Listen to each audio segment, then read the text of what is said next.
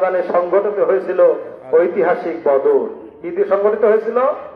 ঐতিহাসিক বদর। আজকে আমরা বদরের 313 জন মর্যাদাবান নির্ভীক সাহাবীদের নামে প্রতিষ্ঠানে কালেকশন করে বেড়াচ্ছি, তাদের নাম অনুযায়ী দান উত্তোলন করে যাচ্ছি। কিন্তু সেই সময় তারা খেজুরের ডাল নিয়ে আল্লাহর নামে স্লোগান দিয়ে দিন প্রতিষ্ঠার জন্য ঐক্যবদ্ধ হয়ে বাতিলের বিরুদ্ধে ঝাঁপিয়ে পড়েছিল। তাদের আন্দোলনের জন্য, তাদের রক্তের জন্য, তাদের জীবন বিনিময়ের জন্য আজকে আমরা ইসলাম পেয়েছি। বদর যুদ্ধের পূর্ব মুহূর্তে ইসলাম ছিল শুধুমাত্র একটি ধর্ম।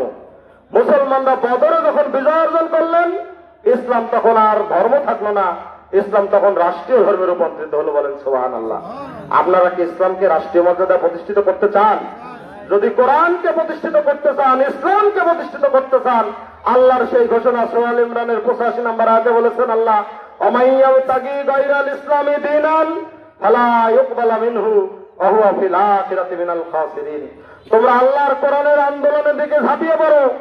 আল্লাহর কোরআনের আন্দোলন বাদ দিয়ে অন্য কোন আন্দোলনের সম্পৃক্ত থাকলে ফালা ইউকবালা মিনহু, সমস্ত আমল ক্ষতিগ্রস্ত হবে, সমস্ত আমল নষ্ট হয়ে যাবে।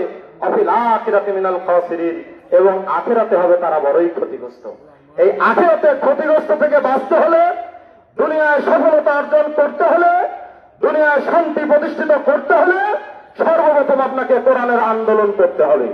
নচেৎ যত বাতিল শক্তি, ইসলাম বিরোধী শক্তি আছে, তাদের সঙ্গে যদি সম্পৃক্ত থাকেন বা করেন, কোরআনের আন্দোলন যদি সামান্য এক মুহূর্ত পিছিয়ে যায়, কিয়ামতের ময়দানে আসামির কাজ করে আপনাকে দাঁড়াতে হবে।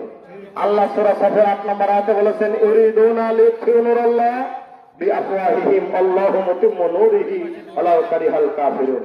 আল্লাহ বলেন, আমি আমার দ্বীন ইসলামকে প্রতিষ্ঠিত এবং প্রজ্বলিত করবই করব। কার কথা? আল্লাহর কথা বিশ্বাস করেন তো আপনারা? আল্লাহ বলেছেন, আমি আমার দ্বীন ইসলামকে প্রতিষ্ঠিত এবং প্রজ্বলিত করবই করব। এতে করে কাফির মুশরিকদের অন্তরে যতই জ্বালা যন্ত্রণা হোক। প্রিয় উপস্থিতি, 16